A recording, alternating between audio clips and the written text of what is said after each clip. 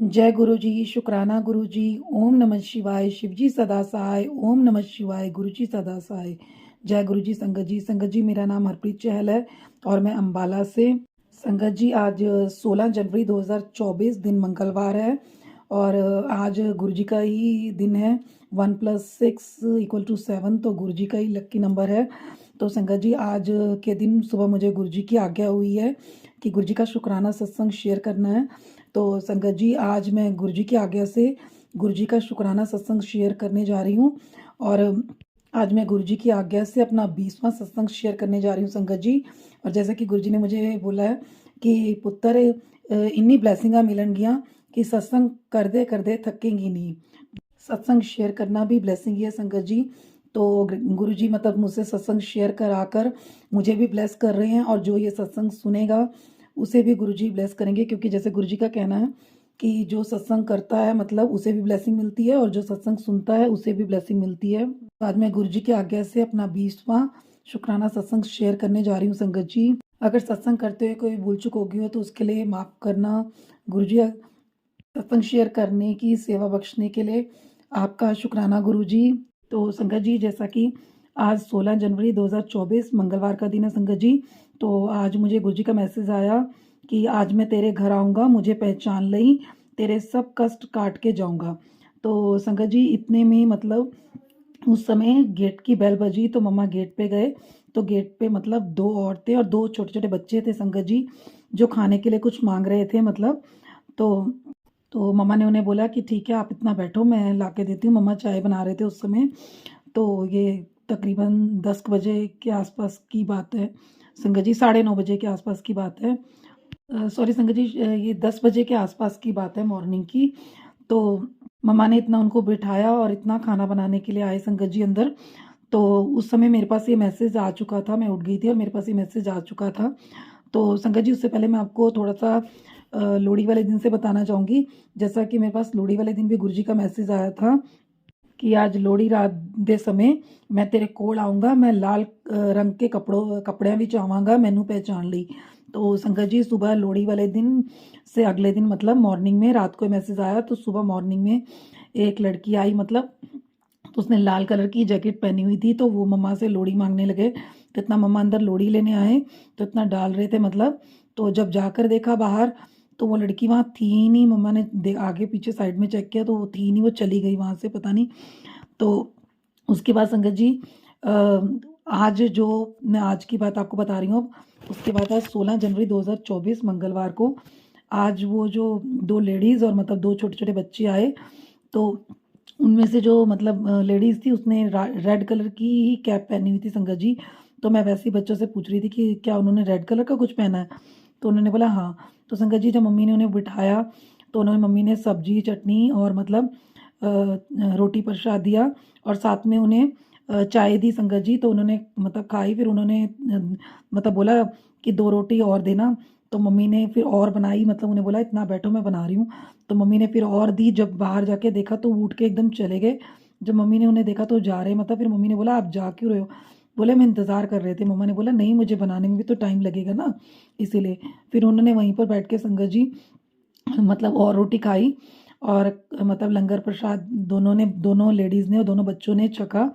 और खाने के बाद मतलब मम्मी को बहुत दुआएँ दी जाने से पहले मतलब पंजाबी में बोले मम्मी को कि तेरी कोठी नूं भाग लगन, तू मतलब स्वस्थ रहे और तेरी धी ठीक हो जे, तेरे बच्चों दी जोड़ियाँ बनी रहन और तेरे घर च बरकत रहे। मतलब उन्होंने पंजाबी में वर्डिंग यूज़ की उन्होंने संगत जी।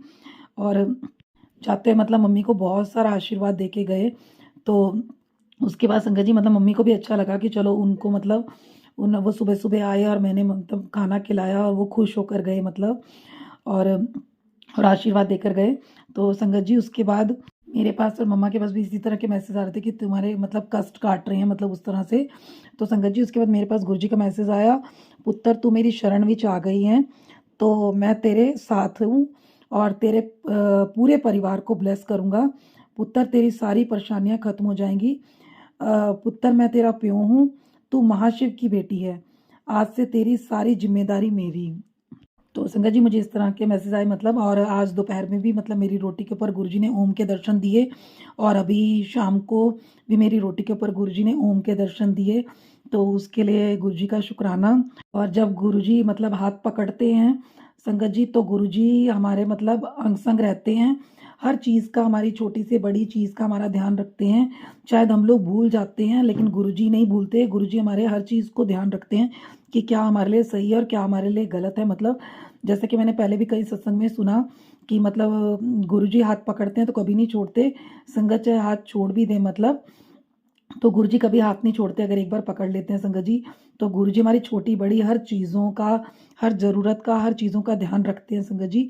तो मैं आपको सुबह का अपना एक ड्रीम दर्शन सुनाना चाहती हूँ संगत जी। आज मतलब सुबह मॉर्निंग में 16 जनवरी 2024 आज मंगलवार के दिन मुझे सुबह ड्रीम दर्शन आया संगत जी, कि जैसे मेरा मतलब ब्रदर, मेरी मम्मा और मैं और मेरा डैडी, हम लोग मतलब हॉस्पिटल में मतलब डॉक्टर के रूम के अंदर हैं। और वहाँ पर मैं मतलब डॉक्टर मेरी कार्ड बना रहे हैं, कोई मतलब मेरी फाइल चेक कर रहे हैं। और वो फाइल चेक कराने के बाद हम लोग डॉक्टर से मिलकर मतलब घर आ गए। घर आने के बाद मैं डैडी को बोलती हूँ कि डैडी जी आप मेरा रेफरल भी तो बनवाना था, क्योंकि मुझे स्टीरॉयड इंजेक्शन लगता है 40s में। तो उसके लिए मतलब प्राइवेट हॉस्पिटल है, तो आर्मी के थ्रू अगर प्राइवेट हॉस्पिटल में जाओ तो रेफरल के थ्रू जाया जाता है, क्योंकि फिर प्राइवेट हॉस्पिटल वाले अपना पैसा क्लेम करते हैं गवर्नमेंट हॉस्पिटल मतलब आर्मी वालों से, इसीलिए तो उसके लिए रेफरल बनता है, फिर उसके बाद जाया जाता है। तो मतलब इस तरह करके तो डैडी मतलब मुझे बोले कि जब मैंने बोला कि डैडी मेरा रेफरल भी तो बनाना था, डैडी बोले कि जब हम डॉक्टर के रूम में थे, वहाँ पर थे, तब क्यों नहीं बोले, अब हम इतनी दूर आ गए, घर आ गए हैं वापस, अब दोबारा जाना पड़ेगा मतलब। तो मेरा ब्रदर बोला कोई बात नहीं, जब तक मैं छुट्टी आया हूँ तो कोई बात नहीं, मैं दोबारा फिर आपको ले जाऊँगा, दोबारा काम जो काम करवाना है मतलब करवा लो, तो जब तक मैं छुट्टी आया हूँ। तो इस तरह करके संगत जी मेरा ड्रीम मतलब वहीं पर खुल गया। और जैसे ही मेरा ड्रीम खुला, तो ये तकरीबन 2 से 3 बजे के बीच की बात होगी। और उसके बाद क्या हुआ संगत जी, मैं सोचने लगी, मेरा एकदम से माइंड में आया कि हाँ मैंने इस बार रेफरल तो बनवाया नहीं। मतलब मैं आपको मेन बात ये बताना चाहती हूँ संगत जी, कि मुझे 19 जनवरी 2024 को अभी शुक्रवार को मुझे इंजेक्शन लगना है। तो उस इंजेक्शन के लिए मैं मतलब 1 हफ्ता पहले ही रेफरल बनवा के रख लेती हूँ। लेकिन इस बार पता नहीं मुझे क्या हुआ, मैं भी भूल गई और मम्मा भी भूल गई और मुझे नहीं याद आया। और आज 16 जनवरी है, मतलब अभी कल छुट्टी भी हो सकती है शायद आर्मी हॉस्पिटल की, क्योंकि गुरप्रूव है। और उसके बाद फिर एक ही दिन है हमारे पास, और 19 को तो इंजेक्शन लगना ही है। तो इसीलिए मैं 1 हफ्ता पहले बनवा लेती हूँ, लेकिन इस बार मैं भूल गई। तो वो गुरुजी ने मुझे किसी न किसी थ्रू मतलब मुझे ड्रीम में याद करवा दिया कि मेरे को, मैंने इस बार रेफरल नहीं बनवाया। तो सुबह उठते मैंने मम्मी को ये बात अब बताई कि मम्मा आप भी भूल गए, मैं भी भूल गई, और हमने इस बार रेफरल तो बनवाया ही नहीं है। तो मैंने कहा सुबह मुझे ड्रीम आया, इस तरह मैंने मम्मी को पूरा ड्रीम सुनाया। तो मैंने कहा किसी तरह गुरुजी ने मतलब मुझे ये चीज़ रियलाइज़ करवाई है, रिकॉल करवाया है कि मतलब मैं अपना रेफरल भूल गई हूँ। तो संगत जी वैसे तो मैं अभी अपना अपॉइंटमेंट कैंसिल कराने की सोच रही थी, लेकिन रेफरल तो हम पहले ही बना लेते हैं, क्योंकि डॉक्टर्स का पता नहीं है कि फिर वो बोलें कि मतलब आपका 19 तारीख थी और वो निकल चुकी है, तो हम रेफरल पहले बना लेते हैं।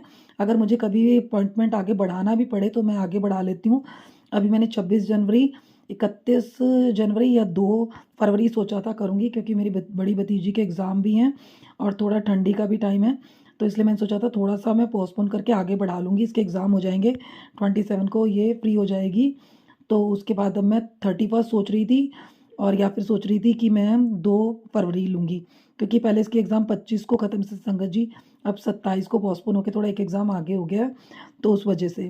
तो मेरे माइंड में ये रेफरल वाली बात जो एकदम स्लिप होगी, तो गुरुजी ने मुझे वो मतलब किसी न किसी थ्रू मुझे सॉरी संगत जी, मतलब किसी न किसी थ्रू गुरुजी ने मुझे ड्रीम के थ्रू वो याद करवा दिया कि मुझे रेफरल बनाना है। मैंने मम्मा को आज कहा है, तो अब जैसा भी टाइम लगेगा मतलब मैं रेफरल तो बनवा के रख लूँगी।